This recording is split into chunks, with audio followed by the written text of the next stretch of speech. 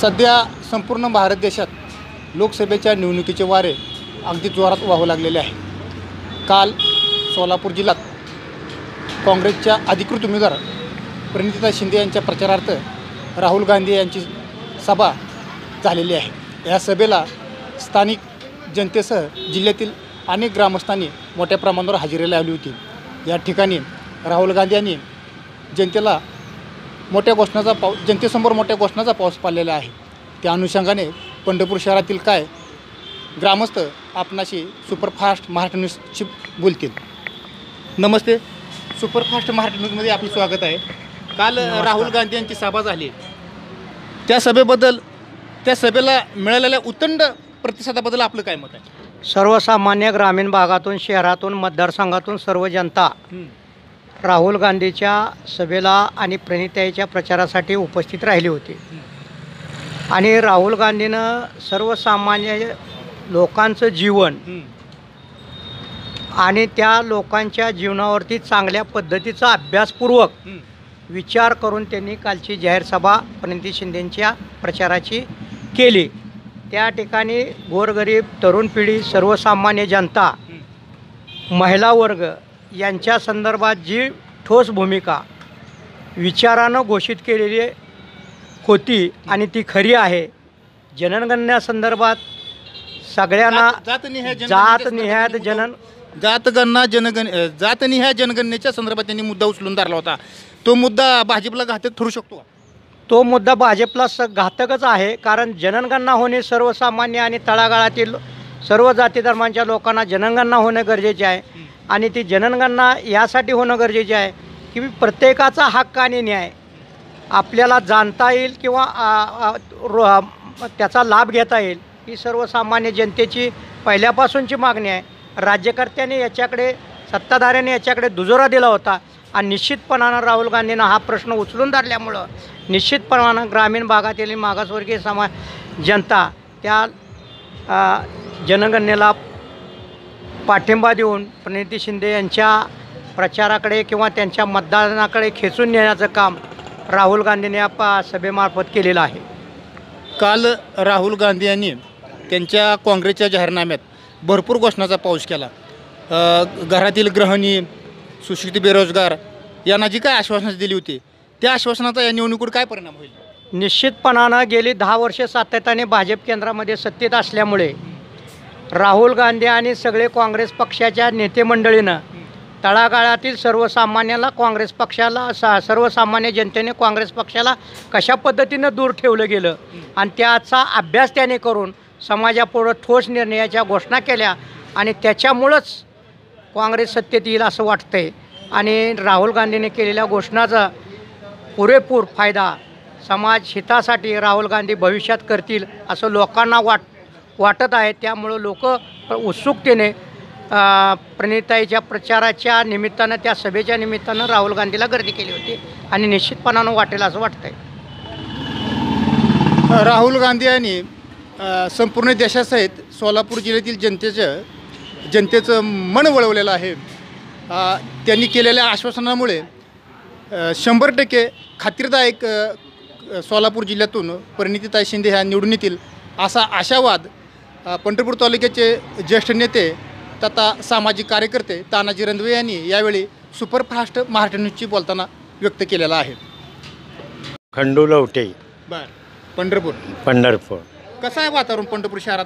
पंढरपूर शहरात वातावरण चांगलं आहे पंजाला आणि काँग्रेस पक्षाला. आणि आत्तापर्यंत भाजप सरकारने 10 वर्षामध्ये शेतकऱ्याचं कंबरडं मोडलं आहे. अपक्षभंग केला का? अपक्षभंगच केला म्हणायचं. शेतकऱ्यांना प्रत्येक गोष्टीला GST अमुक तमुक. तर आता झालं आहे कसं या देशामध्ये, पुढारी लोक इकडून इकडं कोलांट्या उड्या मारतील. पण ही पूर्ण देशाची निवडणूक जनतेने हातात घेतल्या, त्यामुळं निश्चित ह्याचा फटका भाजप सरकारला बसणार आहे. 400च्या पार येतील जागा. 400 पार बीर कोच नाही, लबाड आहे सगळं. अजूनही निवडणुका व्हायच्या तो पण म्हणतात नवनीत राणा विजय झाल्या. अरे कुठनं मतं आणली? आम्ही अजून मतदान करायचेच माणसं. तोपर्यंत ती बावनकुळे म्हणतोय विजयी झाली. म्हणजे असे सोंगाडे सोडलेले काय बी बोलतात. अरे शेतकऱ्याबद्दल बोला की. परवा अमित शहा साहेब बोलले पवारसाहेबाबद्दल. पवारसाहेब या देशाचे कृषी मंत्री होते.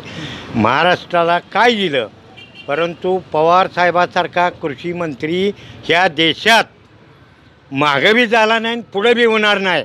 72,000 कोटीचं कर्जमाफी करून शेतकऱ्याला एक मोठा दिलासा दिला.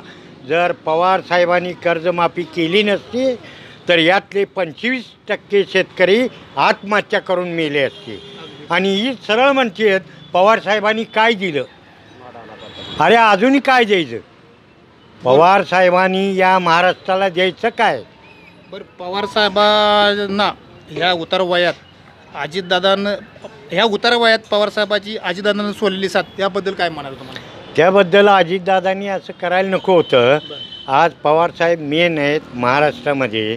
पवारसाहेब आहेत म्हणून दिल्लीचं तख्त आहे. आणि पवारसाहेबानंतर ह्या महाराष्ट्राला वाली दिल्लीत कुणी राहणार नाही.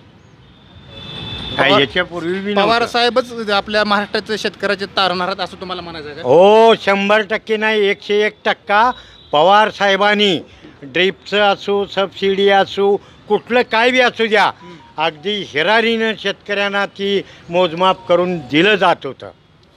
पवारसाहेबाला मोहिते पाटलाची साथ मिळाल्यामुळे आपल्या जिल्ह्याचं पारड जड झालं असं तुम्हाला म्हणायचं का. हो, 100% जड झाले. दोन्ही शेत नवं देशामध्ये परिवर्तन घडणार आहे. कोणी काय बी म्हणू द्या, 400 पार नाही, काय नाही, ही झूट आहे सगळं.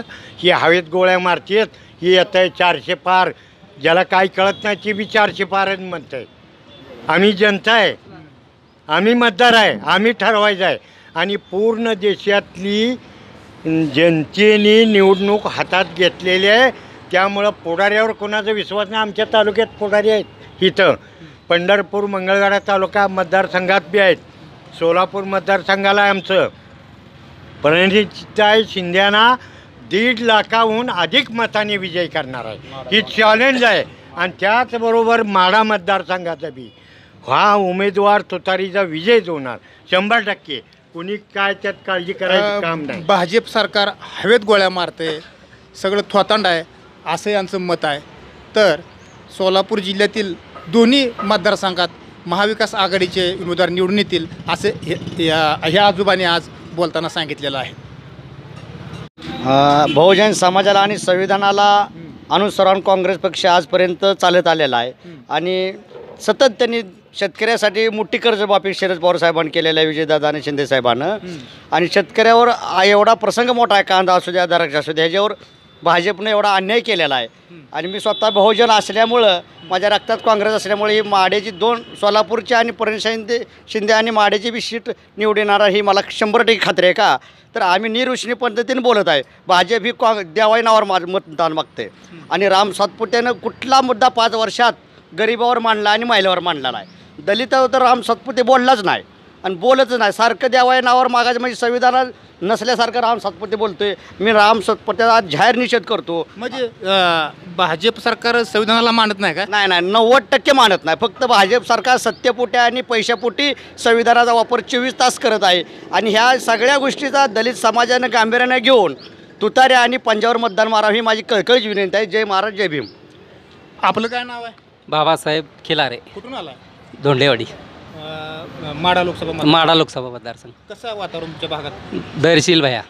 का धैर्यशील भैयाच का तर काय लोकांनी रक्तानी पत्र लिहिलं फडणवीस साहेबांना, तरीसुद्धा उमेदवारी त्यांनी बदलली नाही. आणि ह्याचा फटका फडणवीस साहेबांची तुम्हाला ह्यात काय दिसून आलं. फडणवीस साहेबांनी केलेल्या 2 चुका सोलापूर जिल्ह्यातल्या, दोन्ही सीट स्वतःच्या मनानं दिलेत. जनता अगदी त्यांच्या विरोधात आहे. आणि निंबाळकर तर कधी इकडं फिरकलंच नाही. निंबाळकरांचा विषयच कुठं राहिलेला नाही. आणि मोहिते पाटलांनी आतापर्यंत केलेली कामं, मोहिते पाटलांचा विकास आणि 3 पिढ्यांचा अभ्यास, आणि तसंच काल झालेली राहुल गांधीची मुद्देसूद